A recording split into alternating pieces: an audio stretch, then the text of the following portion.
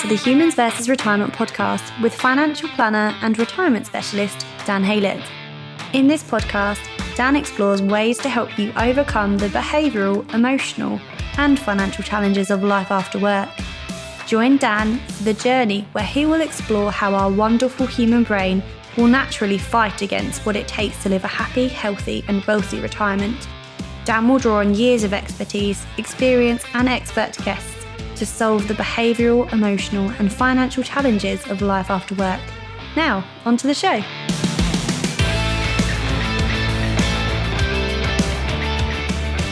Hello and welcome to the Humans vs. Retirement podcast. I'm your host, Dan Haylett. Now, this episode is one I'm extremely excited about. It's a lay on the couch therapy session, as I'm delighted to welcome licensed clinical psychologist and co-founder of Shaping Wealth, Dr. Joy Lere. Joy, welcome to the show. It is a pleasure to be here with you, Dan. Thank you. Awesome.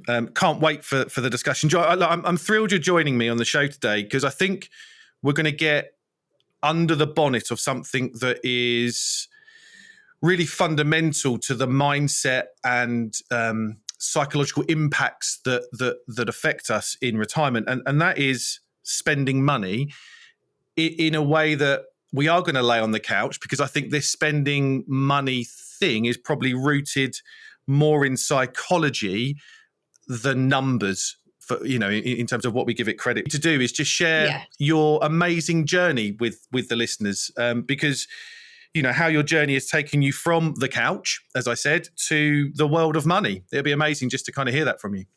Absolutely. Well, I'm a clinical psychologist by training, and it something that really stood out to me after a decade of sitting behind closed doors with bright, curious, really successful people who were having conversations with me that they weren't having with anyone else, is that time and time again, regardless of what originally brought someone into therapy, money somehow often became part of the picture. And I don't think we should really be surprised by that, because money is inextricably linked to so many aspects of our lives, either directly or indirectly. And we attach so much meaning to it. Money is about identity. It's about purpose. It's about our relationship with work. It's about power and control, status, significance, legacy. So I had an appreciation that money, there aren't a lot of spaces for people to talk about this. And one of my colleagues who I worked with at a group practice had actually gone to graduate school with Daniel Crosby. And he said, you know, you remind me of this guy that I went to school with. And I connected with Daniel, and we just hit it off from the start. And he said, you know, there are not a lot of psychologists in this space right now, and certainly not a lot of female voices. So there's room in the finance industry if you want to do some work. So it has been a joy for me I continue to have a private clinical practice. But it has been a joy for me to step into the world of finance and go on to co-found Shaping Wealth with my partners, Brian Portnoy and Neil Beige, which I know have had great conversations with you for your audience. And I really love the work that I'm doing around the psychology of money, really training and equipping advisors now, because advisors are taught to manage money. They don't receive the same kind of training around managing the human side of money. And at the end of the day, that's what someone's financial life is all about. Fantastic. I can't put into words the impact that Shaping Wealth has had on me. I think, you know, that the ability to think about more deeply that the human side of money is a crucial part of our role as financial planners. But to not make you blush here, but your impact on me and what you've done in terms of the kind of money stories and how you start thinking about your relationship with money, and how, you know, your phrase around money is the lightning rod of emotions, right? It's kind of that, what you said there. So I want to thank you for making that jump, because what you're giving back to our profession is profound. And I'm looking forward to seeing how that flourishes over the coming years. So, thank you for that. Well, thank you. It's an honor and a privilege to get to walk alongside people like yourself. Perfect. So what I really want to touch on is some things that you've been talking about quite a bit over the last few months. And that is something that absolutely applies to this human versus retirement battle. I've said before in previous podcast episodes, you know, this wonderful made up thing called retirement that we're trying to get our heads around is a massive emotional challenge for everybody to undertake. I think people underappreciate the emotional challenge. But what I'm going to dive into really is around the topic of spending money. Mm-hmm. Because it's one that I think is obvious. You know, we're going to go into retirement and start spending, but one we are, I think, massively ill-equipped to do well. I'm really glad you're bringing up this topic, because I think often there's so much, when we talk about financial well-being, there's so much of a focus on, I need to spend responsibly and I need to focus on saving. I need more money for tomorrow. So that is the focus and the goal. And in some way that is important, but for some people that can actually get in the way of healthy spending. Sometimes we don't even put those two words together. But at the end of the day, we are all humans. We don't do balance real well. We like to think, feel, and act in extremes. And I think that plays out a lot with someone's financial life, particularly when we're looking at this dimension of money life spending. Now, there are a few reasons that can really make it difficult for someone. I think one that I see again and again is if someone has significant financial anxiety, and sometimes that anxiety is linked to a history of financial trauma. So if you've had an experience of scarcity or loss in the past, that burns very deep into your psyche. And then sometimes it is almost as though when we've experienced some kind of trauma, our brain later on can't hit refresh and give our heart the message that old threats are no longer exist. I am in a new environment. I have a different set of resources available to me. So just because someone has more money or is in a more stable place doesn't mean it is going to be easier for them to spend money, because oftentimes that old fear then really drives and determines what they ultimately choose to do. So I think that first and foremost is one of the leading causes. So I think it's really important to just hang on that point, because like any anxiety or trauma in life, we probably have to go backwards to move forwards. So I think it's vital that we have to look at our past experiences to be able to feel like we can equip ourselves to be able to be free to spend money. There's, and I come across it with a lot of people I work with when there is some anxiety around spending, and there is some deep-rooted but often quite easy to get to problems that you can see. It's often a parent or a grandparent or a friend that they saw, spent wildly and run out of money early, and those stay with us, right, for a long time. Yes. And you bring up something really interesting, this idea of what was modeled to us. And if we think about early experiences, because our early experiences in life, they don't determine who we become, but they really set the table for so many things in our lives. And one of those things is what is modeled to us and what we learn experientially.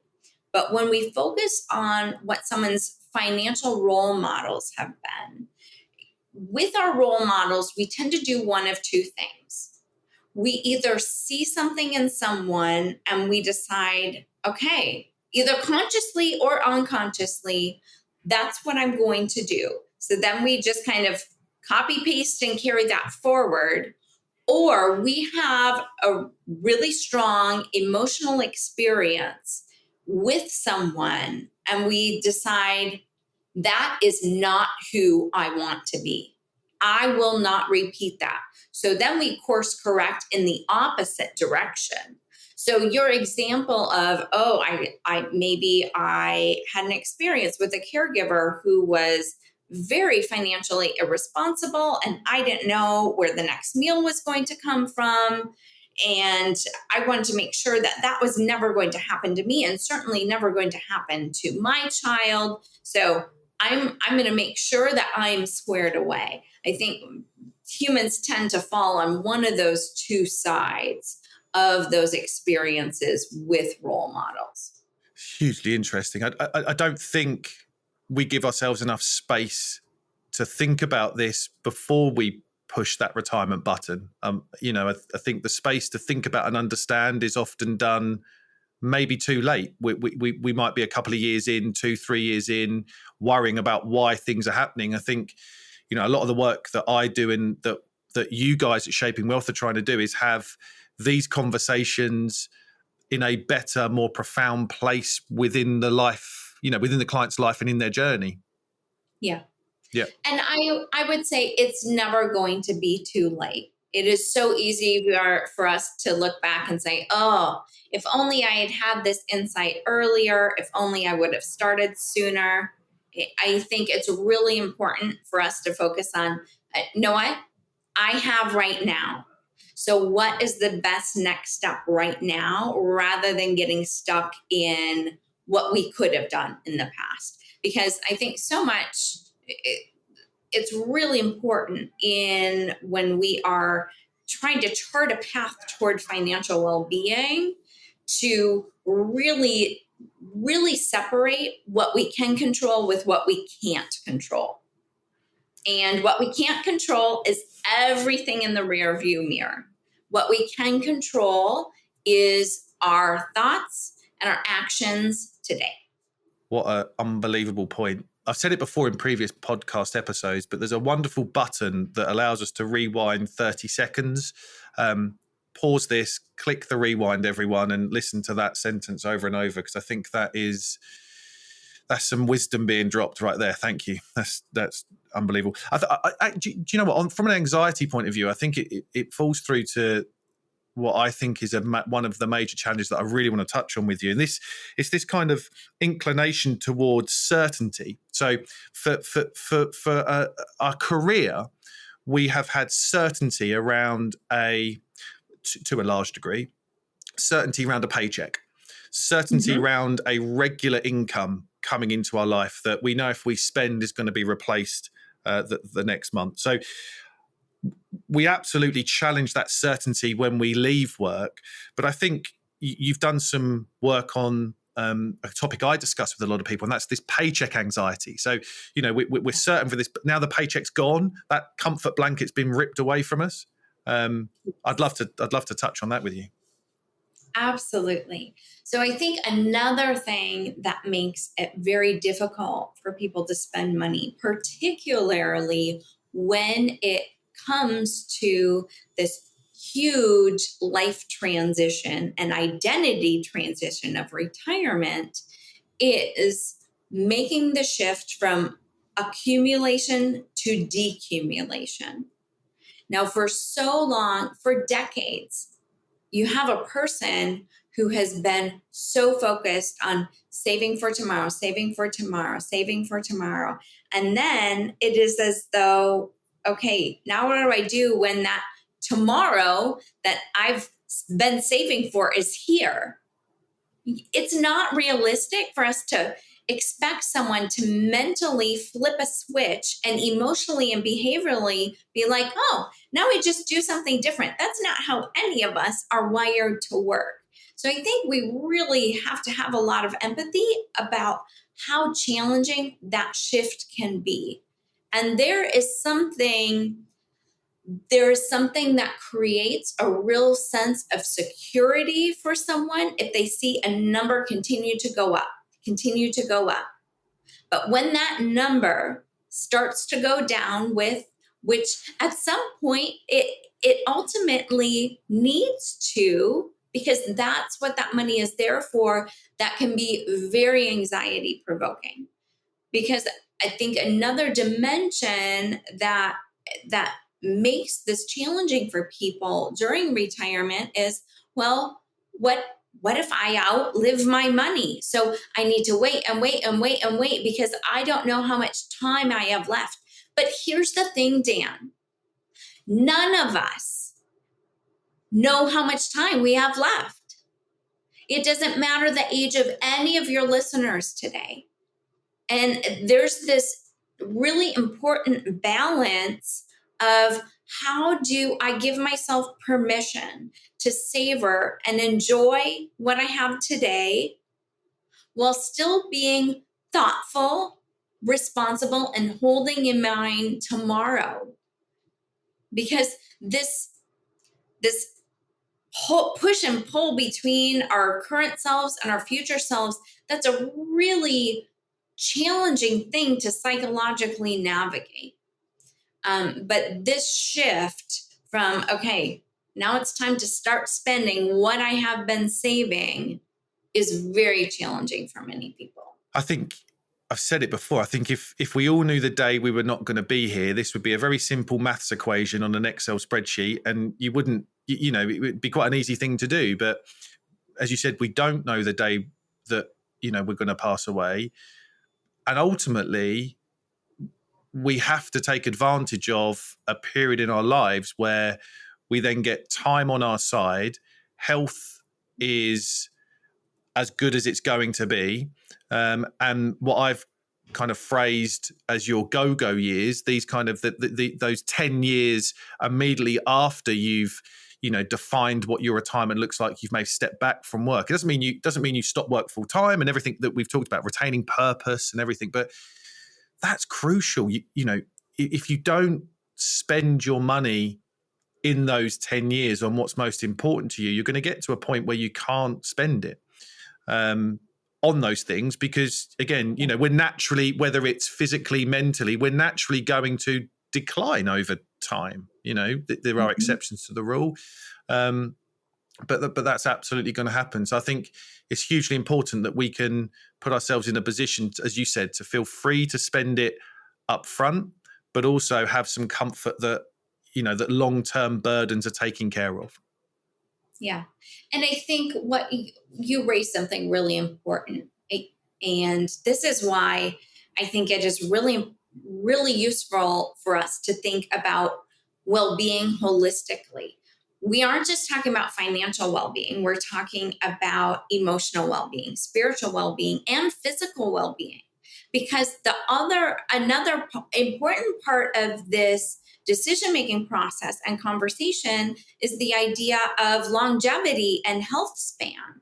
So while you have those resources available, you also want to have the physical strength to enjoy what you've worked for. And I think this is one of those things that we need to start paying attention to much earlier on. Because what happens if you have neglected your physical health so that you can work yourself to the bone and you've been burnt out to see that number be as big as possible, but then you're broken and exhausted and sick as soon as you say, okay, I'm signing out at the office for the last time. That doesn't work out well. If you, during this time of accumulation, have managed to neglect your relationships so that you can be myopically focused on being financially successful in your job, then who do you have to enjoy this money with? What is your partner a stranger to you? What are your relationships with your kids like? As we are talking about well-being, we have to be holding in mind each of these dimensions, because really flourishing, enjoying our lives, all of these things need to be in order for us to really do that. And I think that's why real retirement planning is way beyond numbers. Way beyond numbers. And Yeah. I think that actually there's two phrases or numbers I think that you bring up. It's lifespan is very different to health span. And it's that, lifespan in retirement might be 30 plus years. Health span might only be half of that. So how do we go through those two phases? And I think people often find that it's a challenge to put themselves in a position to feel free enough to take advantage of health span. Which is a little bit here. And if I ask you, what's at stake if we don't spend money? I think that's something to really think about. I think it's an important question. If we don't spend money, I think there's a lot to be said for, one, how does that impact your relationships? Because when someone is reticent to spend the resources that they have available to them, that can create a lot of angst and frustration for the people around them. Now, if those people aren't able to empathize and really take perspective and appreciate, okay, there are deeper things, like we talked about the financial anxiety, maybe some of that trauma that drives someone to really struggle to part with their money, even when the math tells us that's not necessary. That can create a lot of tension. I think there's so much missed opportunity for creating memories, connections, experiences. There's missed opportunity for impact. Because when we're talking about spending money, that doesn't mean you need to make a long list of things that are just for you. Part of the joy of working and saving is so that you can spend and see your money have a positive impact in the world on things that are important to you, that you value. And I think it's really sad that someone would want to or be willing to forfeit having that impact as well. And there are some people, Dan, who are unwilling, because the anxiety is so crippling, they won't even spend money on things that they really need. They may not permit themselves to buy some of those things that may then go on to impact physical health, emotional health. And in doing so, then they are creating their own limits.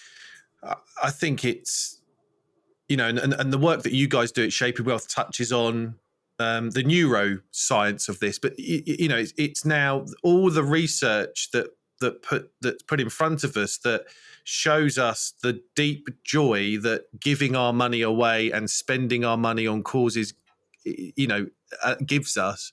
I think it now needs to be brought to the forefront of these conversations. To go, if we align our purpose and our money with what's most important, that doesn't mean we're going and buy Ferraris or we turn left on a plane or anything like that. It's about spending your money on what gives you deep joy, which for some people, it's big, shiny things. For most people, it's it's less than that. And actually, for a lot of people, when you have those conversations, that thing of enough, how much money is enough, is a lot less than what people think. Because actually, deep down, what they do want to spend their time and money on actually isn't those things that give us that short-term little hit of dopamine. One of the things also to really touch on is I think the identity and connection that money gives us, right? And I think it's, I think the origins of our money, and we talked about experiences earlier on, but actually the origins of the money often has a significant impact on the feelings that we have towards that money that then has another impact on us spending it. And I've got a personal story to share with this, really. My wife's mum passed away 14 years ago. My wife was pregnant with our first, 4 months pregnant with our first, when her mum passed away pretty suddenly. But her mum left her £10,000 of money. Now, that money is still sitting in my wife's bank account 14 years later, because there is an attachment to that money that isn't hers, it's her mum's. And she really emotionally struggles to think about spending that. And we're trying to reframe that in a way that says, actually, we're going to spend it on something as an experience for us as a family that your mum would love, to have given. But I'd love your take on that, because I think it's something that happens a lot, money that's been left or inherited or got through, other means. Yes. So that story beautifully illustrates, and very powerfully illustrates, that when there is an emotional or relational connection to an asset, that is going to impact how we treat it, or if it is liquid, how we spend it. There, for your wife, for other people in that situation, that there's a connection to someone very important. And I think sometimes when there is an inheritance, or, I work with people who maybe they've gotten a large sum of money as a life insurance policy. That is very emotionally charged money. And to do something with that for some people is another layer of acknowledging and accepting a new and very painful reality, which is a life without that person. And I think another story that people tell themselves about these assets that are connected to people are, well, if I spend all of this, that's all I have left of that person. And if this is gone, then what? So I think when there's a friend, family member, or client who's really struggling to let go of something, really having an appreciation for what is often that connection that's often driving that. And, this happens with people's houses. The way we value a childhood home that we grew up in, that had our memories, the way family values the home that they brought their babies home from the hospital in, is very different than if someone is just doing real estate on the side and it is a house they've never lived in. There's no emotional attachment. So all of those human experiences become part of the financial calculus that can make it a little bit harder to let something go. I talk about that a lot when we build these, cash flow plans. That I'm very purposeful when I say they're wrong the moment they're created, because they're full of assumptions about the future, and I'm not very good at telling the future. But people go, well, don't worry, because I'll downsize or right size my house. And I think the phrase I use is like, are you happy to sell those memories then? And I think, because ultimately I think and there's a load of research done on this around how a sale of a property at some point will release capital. However, it gets to the point these people are going to make that transaction and they can't, the pictures on the wall and the stain on the carpet and, it's memories, and you're selling memories, and they really struggle to bring themselves to do that. And I've heard stories of where the children have then got involved and gone, oh, it's a shame you're selling this, mum or dad, because, we've got so many memories in here. So again, it's making sure that these things are talked about, because I think if your retirement plan says that you're going to run out of liquid money at age 75, but don't worry, I'm going to sell my house and release some capital, I don't think we can underappreciate how difficult that plan would be to execute. Yes. And I think it's really important that we don't, if someone is struggling, that we aren't saying, well, you're just being irrational, or you're being emotional about this, and using that label emotional as though it's something negative. No, that person is having a very human reaction that almost all of us would. And that doesn't mean something is wrong or right. It just means our head and our heart make the human experience of money hard sometimes. And that's when we need people to come alongside of us, sometimes with less attachment, a different perspective, to give us, to speak some truth or some wisdom into our situation. But we can't take that in if someone is critical or using language that is in some ways going to be shameful of the reaction someone is having. So if we could cover off for a couple of minutes, how can we start to think about, or how can we start to help people spend their money? What are some things that we can start to really start to think about as we approach these decisions? I think one of the first places we need to start is with validation and acknowledgement that for some people this is very difficult, and there are reasons that it is difficult. It isn't that person being difficult. It is what has brought them to where they are today in their money story that is making it a little bit hard. There's so much power when we lead with validation. And we can be then curious about, okay, what's making this difficult? Have someone verbalize and articulate what their fears are. And then after you've heard some of those concerns, maybe you can speak to them. And I think this is where it's so useful to have an advisor who can help someone run the math, offer the support. I think it's really useful for people who spending money is almost this foreign concept. We talk about this idea of that switch from accumulation to decumulation. It is hard when something has been adaptive, has been important, and has been very positively reinforced over and over and over again in our lives to do something different. So I sometimes find with advisors, it can be useful to have someone practice doing something different. So work out with an advisor, okay, what is a discretionary amount of money that is not going to hurt you financially that you can go ahead and practice using?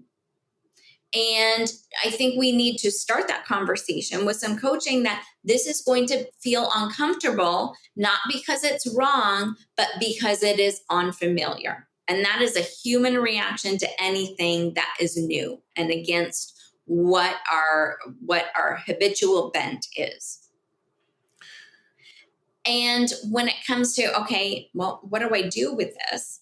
Some people, they don't even know where to start. Like, what do I do with this?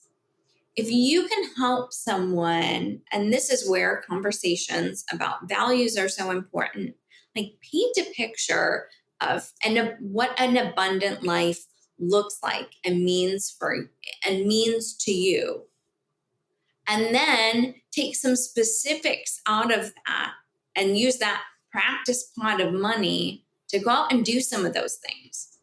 And I think people are much more likely and willing to do things that are new, sometimes when we frame it as an experiment. Okay, just bear with me. You can say, bear with me. Let's try this for a month, for 6 months. We can come back. You can always go back. At the end of the day, you leave my office and you run your life. But you've hired me to help you. And I really believe that this is the best shot we've got right now to really help you up level your financial well-being. So why don't we try this? Run some experiments, see and pay attention, self-observe. Okay, what are you thinking? What are you feeling before, during, after? And then let's come back and have a conversation about how this went. What happened when you did something different? Because I think we need to appreciate, Dan, people are always going to gravitate back toward the status quo. And that is all of our choice. But I think for most people, the status quo is self-limiting. I think so many of us have so much untapped potential. And I firmly believe that one of the only ways for us to really optimize and thrive in our lives is to let people come alongside of us and see our blind spots and push us where we are naturally going to recoil back to a comfort zone. I absolutely love that. I've written some notes. That's fantastic. I think that one of the things for me, I'll touch on very briefly before we start to wrap up, that you mentioned about this experiment of buckets of money, effectively, kind of, and I think labeling money, as much as we talked about my wife's example, and that money had a label on it that was, that prevented her from feeling free to spend. I think you can do the opposite. I think you can label money that allows you to feel free to spend. So, it's the I don't give a damn fund, that kind of thing. And people put swear words on those bucket labels. It's my daughter's wedding fund. It's the trip, wedding anniversary fund. I think as you said, to label them, to give them a meaning and a purpose, allows us to feel that that's what it's for. And I often find that those strategies with people I work with do work on a number of occasions. They won't work for everybody, yes, but they do. There's definitely something in there. And I think this highlights where I think sometimes in the behavioral finance space, we go very wrong and sideways when we're talking about biases, as though they are all bad. There's something to diagnose and treat and get rid of. We aren't going to get rid of our biases. We need to be aware of them. But some biases, yes, they cause us to really get in our own way. But some of these mental quirks can really help us. And mental accounting is one of those things that if we create that mental label and bucket in our mind and say, I need to do this with this money, that can be really powerful for people. Yeah, I couldn't agree more. So Joy, as we wrap up, I'm going to ask you to sit on the couch and I'm going to ask you a few questions, if I may. I'm really curious to understand what your retirement may look like. Retirement in kind of brackets. I hope that my retirement looks not super dissimilar to the way I live my life today. I always want to be engaged in work. For me, my relationship with work, it's not just about having a job. It's about purpose and meaning and having an identity. We don't have to be paid for our work, but it's being anchored and tethered to something bigger than myself, where I'm using and being a good steward of the resources, of the training, of the life experiences I've had. So using that, continuing to use my brain, and really creating and maximizing, continuing to make memories as much as possible with those people in my inner circle who are the most important to me. So family, close friends, continuing to care for myself physically, continuing to be connected to and actively contributing to a spiritual community. All of those things are very, very important to me as I think about, okay, what does life look like in the after? To me, that doesn't sound like how we've defined retirement, does it? That sounds amazing. That sounds like a continuation of life on your terms, which I think is a lesson for everyone to learn. So you just said something, if I can jump in, you just said something so important. Life on your terms. I think it serves so many people to do work, to do their own work in psychotherapy and whatever space you need to really figure out, what does life on your terms mean? What does that look like for you? And that's something that I've worked very hard to achieve and create in my own life. And that requires boundaries. It requires intention. It has required a lot of sacrifice during certain periods. But lots of people spend their life waiting. And I think some of that is because it takes a lot of courage to live life on your terms. Because some of that is you need to stop playing some silly status games.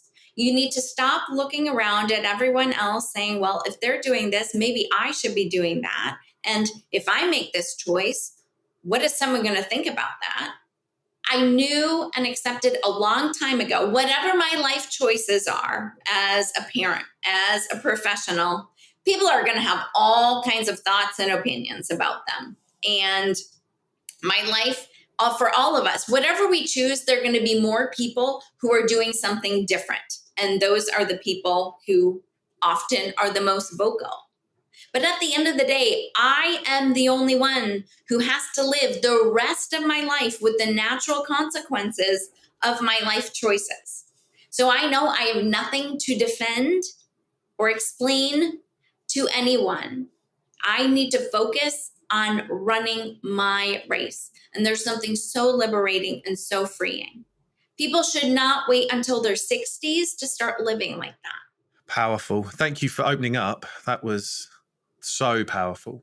So look, I'm sitting in front of you. I'm 55. I've established that I've got enough money, whatever that looks like, for this retirement that I desire. What would be your number one tip for a happy, healthy, and wealthy retirement?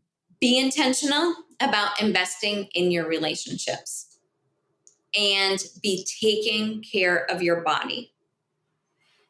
Because going back to what I said earlier, what is the state of your connections with the people around you? Are you sacrificing the people in your life for the way you are choosing to work? That is not going to end well for you. And if you are not taking care of your body with fueling it properly, moving consistently, find something you enjoy to do to get your heart rate up, and really not neglecting your sleep, because sleep is this huge amplifier. Good sleep will make everything better. Bad sleep is going to make everything harder. So those three areas, eat, sleep, move, be bringing attention to those every day, so that when you do step back from your job, that you are strong enough to step in to whatever you want to do, and that you have people around you who want to enjoy it with you. Because all the money in the world, if you are lonely or if you are sick, is going to be pretty miserable. And money is not going to buy you better relationships when you retire. And no amount of money is going to buy you better health because of the choices you made in the lifetime leading up to that time period. I could not agree with you more. So when it comes to this human versus retirement face-off that we have, the brain versus retirement, is there anything that I've not asked you that I should have done? No, I love where we took this conversation today, Dan. Me Thank too. you. It's been amazing. So Joy, people can find you on social media, on Twitter and LinkedIn, and Yes. I will put your handles. Is that the right word? I'm not really. Yes. I will put that in the show notes, and I highly recommend connecting with and following Joy because she shares this stuff on a daily basis. And actually her newsletter, Finding Joy, which again, I highly recommend, is one that I cannot wait to drop in my inbox all of the time. So I'll put links to that onto the show notes. But Joy, look, thank you so much for sharing your wisdom. Thank you so much for your time. This has been such an amazing conversation. So I really, really appreciate that. And thank you all for listening to the Humans versus Retirement podcast. Until next time, take care. Thank you for listening to the Humans versus Retirement podcast. Subscribe to be notified when new episodes become available. We would love to have you along for the journey.